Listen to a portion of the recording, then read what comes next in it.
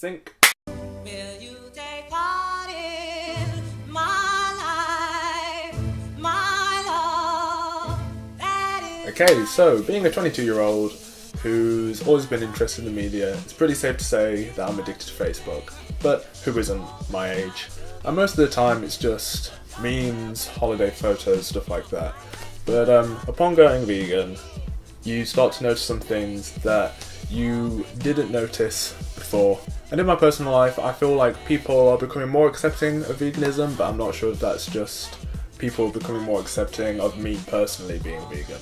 But every now and then, I see some real ignorant stuff, and I thought it'd be nice if we could share that together. So this first one I've seen a few times.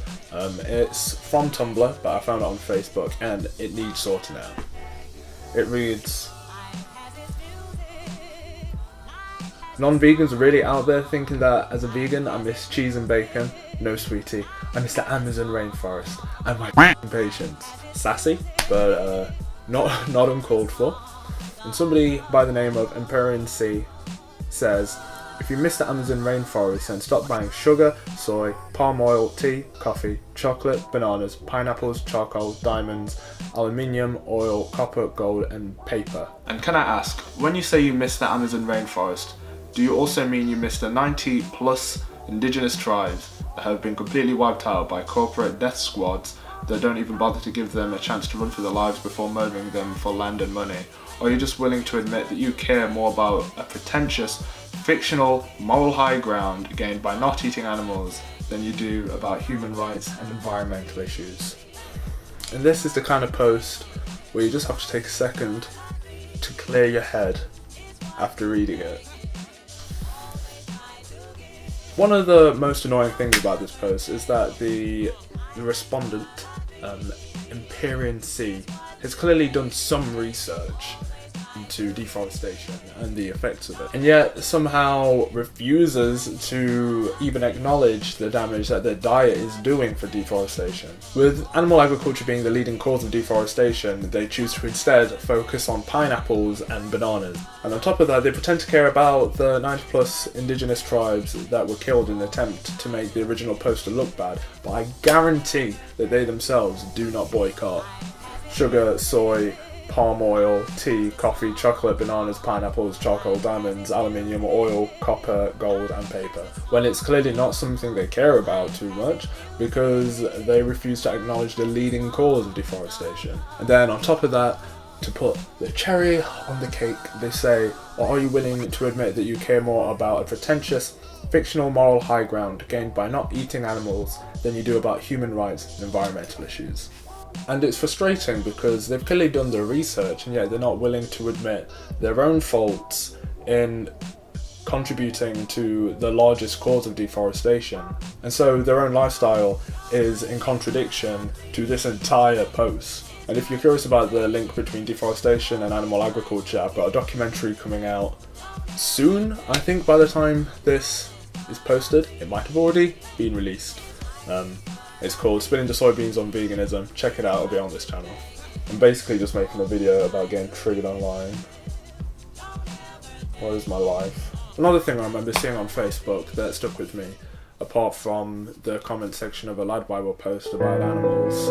Walk out the door, you see someone that you know and they ask you how you are and you just have to say that you're fine when you're not really fine, but you just can't get into it because they would never understand. Was a comment section to a James Aspie video called Christian versus vegan or vegan versus Christian. I don't know, it was a combination of those words in some order. And again, I'm a bit hesitant to get too in depth about these issues because I'm going to make videos about them later, but we can touch on it. This first guy says that it's wrong to compare racism and sexism to animal eating. And whilst I'm happy that he's not a racist or a sexist, he doesn't seem to realise, to be fair with about 98% of the British population, is that eating animals perpetuates a mindset of prejudice that is similar to racism and sexism, and it's called speciesism.